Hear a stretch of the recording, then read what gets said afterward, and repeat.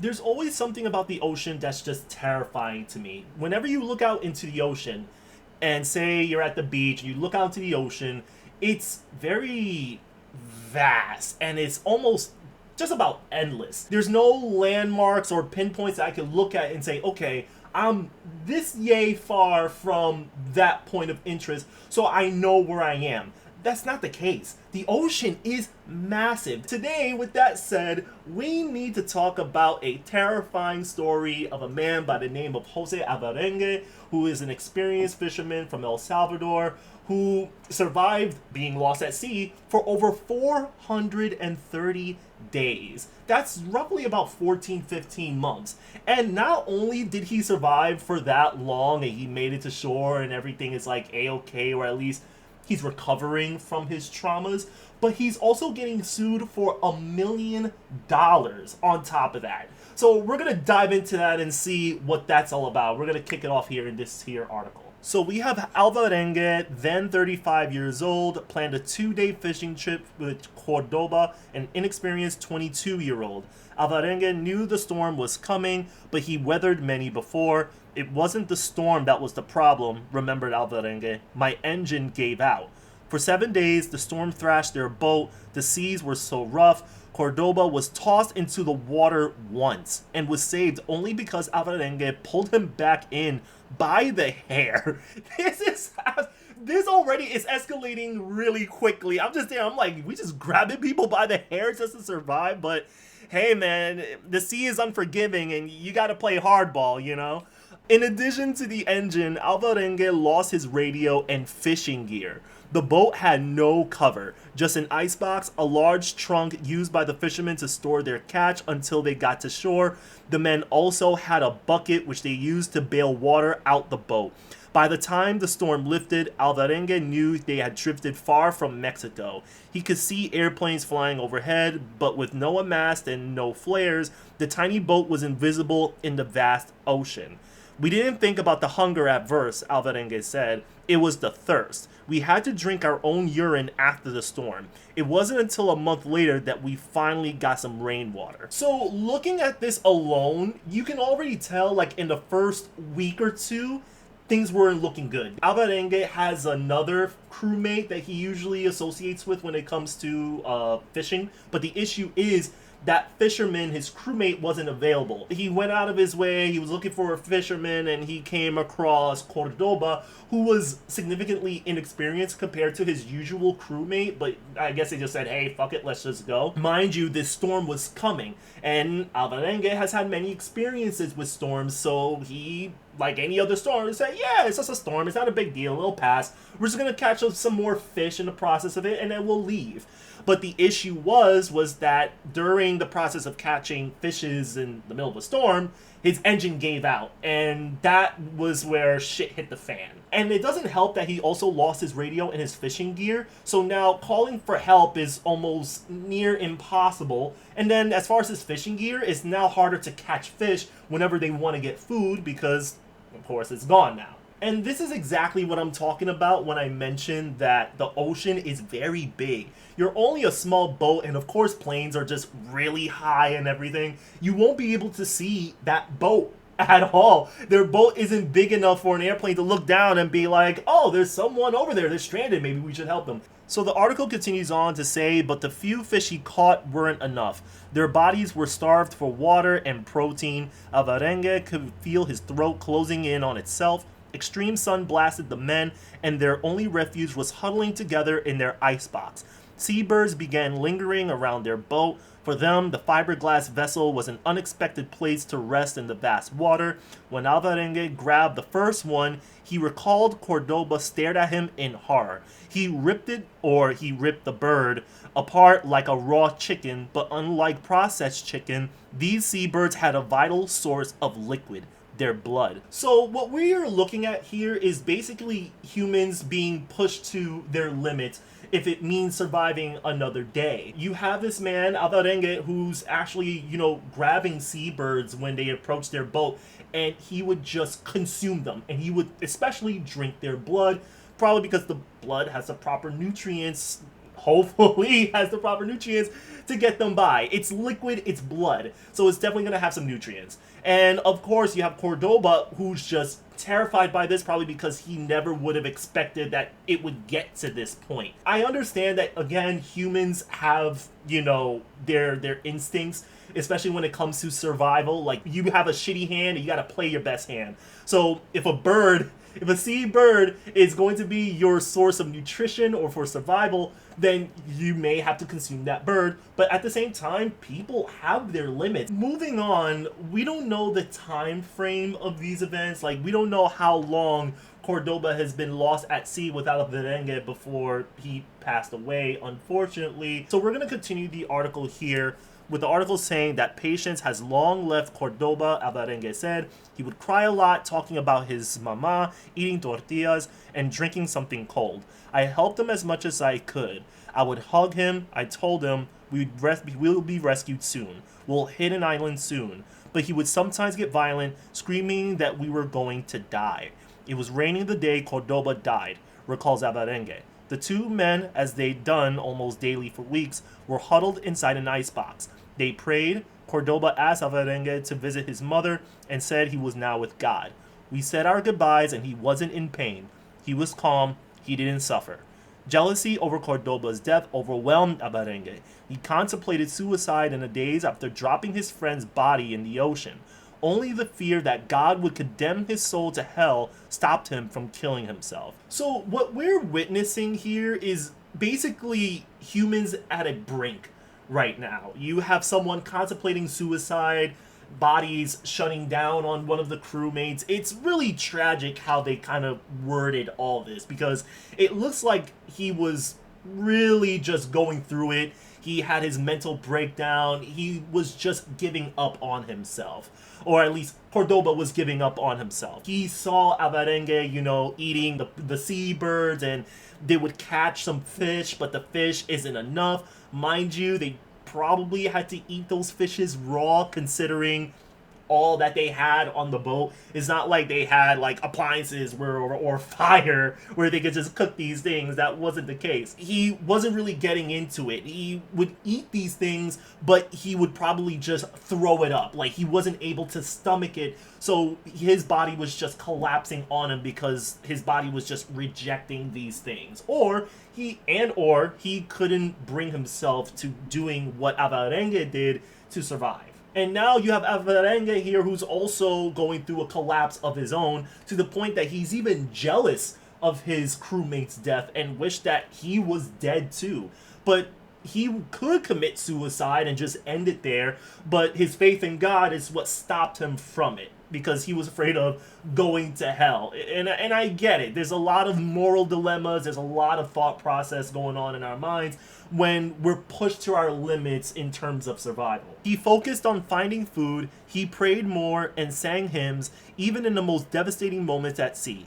Alvarenga remembers numerous cargo ships passing him by, but he doesn't know if all the ships were real or if he imagined them. I would signal them and nothing would happen, he said, but I thought God will determine which boat will save me. In the end, it was not a boat, but land that saved Alvarenga.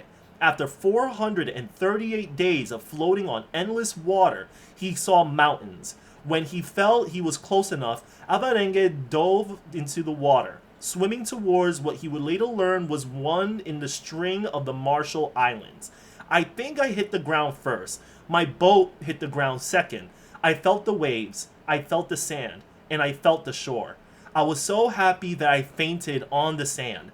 I didn't care if I died at that point. I was so relieved and knew at that point that I didn't have to eat any more fish if I didn't want to. I can only imagine just how amazing of a feeling that is. So much to the point that you don't even care if you died. You're just happy that you are on land. You don't have the bottomless abyss below you that we call an ocean. He's on the shore, and of course locals, they spot him, they assist him, they provide him, with food and water and everything, and he was later on bloating, and of course you would bloat. A lot of people don't know this, but if you're starving or if you've been thirsty for a long period of time, you need to be careful with how you consume your food and you consume water.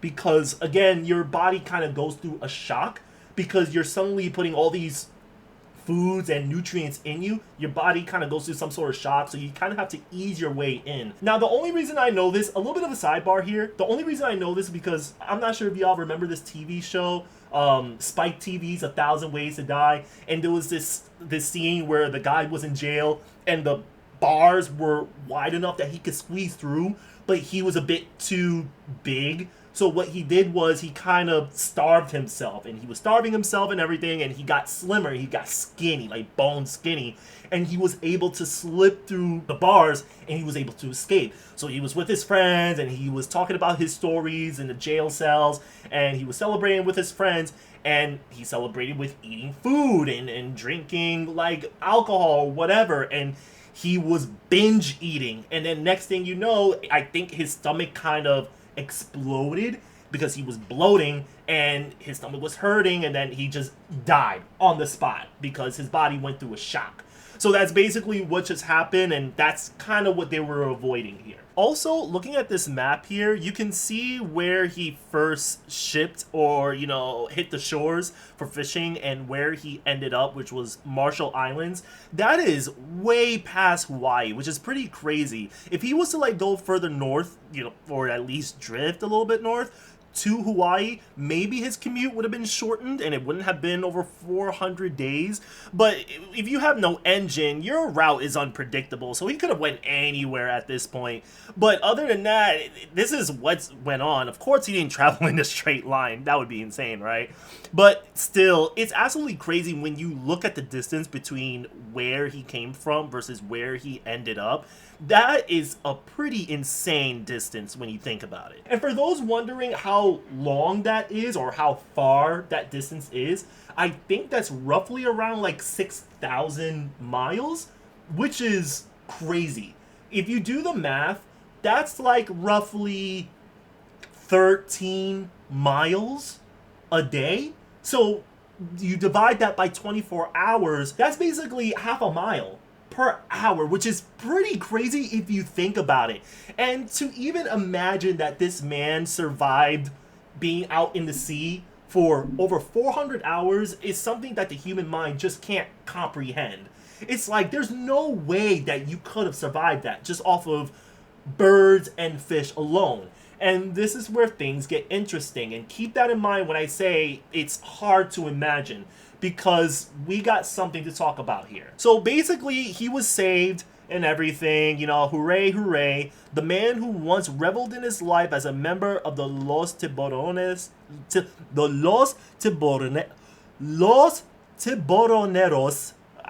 that was a tongue twister, I'm sorry, now can't bear to enter the ocean. He doesn't fish. Alvarenga said that he sees a therapist who is urging him to go back into the water for his sanity. I'm afraid, he said.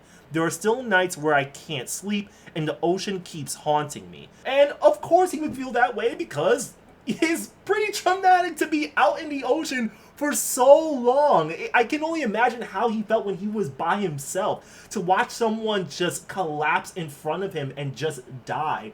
It's just L after L after L, but he made it out alive, and now he's afraid of going back into the ocean, so that's understandable he would feel that way. However, skepticism immediately followed the images broadcast around the world of the remarkable Castaway. Alvarenga couldn't face them. He asked the hospital to shield him from reporters who were sneaking into the hospital. He began to call them Las Cucarachas, or the cockroaches. Even on his flight back to El Salvador, his very first time on a plane, reporters sat near him and tried to snap pictures. It's really fucked up when you think about it, because you're out at sea for over 400 days. You made it into shore. You're a little sick. You need to get treated to a hospital immediately, of course. So you go to the hospital, and all of a sudden, you're having... Wow. Suddenly you have reporters left and right snapping pictures of you, putting a microphone right next to your face, asking you questions. Some are genuinely curious. You have others that are skeptic and trying to figure out what's really going on, or if you're just bullshitting us.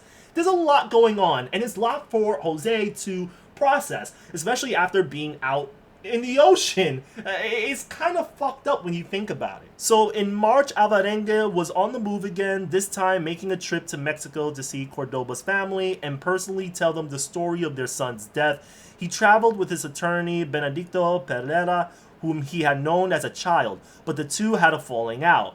Now Pereira represents the Cordoba family. Pereira says that the Cordobas believe that they are entitled to a cut of any proceeds from the Castaway's tale, and have doubts about what he has told them. They don't think their son died the way Jose says he did, Pereira said, declining to elaborate. 3 weeks ago, Pereira filed a $1 million breach of contract suit against a former client, or Jose Alvarenga, for ditching him for a US-based law firm. Which is absolutely crazy if you think about it. Like, imagine growing up with somebody and this person's your friend and they're your lawyer. You've been gone for well over a year. You get saved, you know? Everyone is, hooray, hooray, you're alive. And then you explain your story and you had someone and they're no longer with us. You want to go to Mexico. You want to tell the family, hey, you know, yes, your son is dead. He's with God now. I'm here to fulfill his final wish. And then you have a falling out with your best friend, who happens to be your attorney. And then after this fallout, your friend says, fuck you. I'm going to sue you for breach of contract because you decided to go to a U.S. firm. And I think he went to a U.S. firm because he was publishing a book around that time and he wanted to have like a U.S. lawyer since he's now in America or something like that. And I guess his former friend slash attorney didn't like that. He says, hey, we have a contract. You breached that contract. Now I'm suing you for $1 million. And again, this is roughly around the same time a major publisher, you know, bought Jose Alvarenga's story. So he's probably suing for $1 million exactly because, you know, Pereira probably feels that he's kind of a rich man. He got some income going so he could pay that $1 million. And it's even crazier that this is kind of petty more than anything. You let me know what you think, because anything could have happened out in sea. So his former friend slash attorney Pereira then went to the family of Cordoba and is now representing them in court because they believe that Jose consumed or cannibalized Cordoba. So they're basically saying like, yeah, your story is bullshit. I don't even think he died of dehydration or he was malnourished. We think you killed him and you consumed him because you saw him as a food source. Now, I just want to make things clear. I'm not saying Jose Alvarenga didn't do this. It's plausible that he may have killed Cordoba and even cannibalized him. Now, there has been, you know, doctors and scientists and other, you know, specialists that's looked into this whole story, and they look at it and they say, yeah, this is pretty plausible. It's plausible that Jose could survive 430 days with just seabirds and fish time and time again and still survive after 14 months. He doesn't really have to eat him in order for him to survive. He can, but that doesn't mean he had to if it meant surviving. But don't hold me to it. It's possible that he may have eaten Cordoba or cannibalized him. No one's able to prove that. I think that lawsuit is a very steep hill because from what I understand, I'm coming in smooth brain here, so don't chew me out for this one. Cannibalism, if you're going to eat somebody, you would have to kill the person and eat them because you're killing them as a food source. If a person was to just die, you know, maybe from dehydration or malnourishment or whatever you want to call it, or any act of God, if you will, it's all fair game. You can cannibalize that person because it's not like you killed them. And plus, on top of that, I don't know what laws apply here, but considering how far they've gone offshore, it's safe to assume that they were on international waters. So there are some international laws that may play a role when it comes to this. Again, I don't know what that looks like. This definitely doesn't, America doesn't apply, Mexico doesn't apply. So I don't know what goes on there. If you're lost at sea and someone dies of malnourishment and their body is just there, it might be fair game. You tell me, you let me know what you think. Do you think he actually ate Cordoba? Do you think he just threw his body into the ocean and his story is true? You can let me know in the comments down below. But I just thought this story was crazy. I looked more into this and I couldn't really find any closure. I'm not sure if they're still going with this lawsuit. There hasn't been any coverage on it since, but his book is available. You can buy it on Amazon and on Kindle for like no more than like $15. He already has the book out. If you want to read it, you can read it. There's a whole Wikipedia page about it, so you can look into it as well. But other than that, this story was just absolutely crazy. 14 months at sea is wild. And again, I have this crazy fear, and I wouldn't even say it's like a phobia, but if I was on a cruise and I look out into the ocean, that would make me very anxious because the ocean, again, just looks endless. There's always landmass ahead, but still, just looking out into the horizon and all you see is just water, and you look down below and it's just dark blue, or has a dark hue of blue. It's just something that I just can't bring myself to look at. It's absolutely crazy, especially when you're out on the beach at night and you look out into the ocean and it's just pitch blackness. Oh my god. And it's even worse when you see lightning at a distance. Like, my anxiety flares. I just can't bring myself to it. But until then, guys, that's really all I have for y'all. Let me know what you think about the story, and I'll see you guys in my next video. Peace.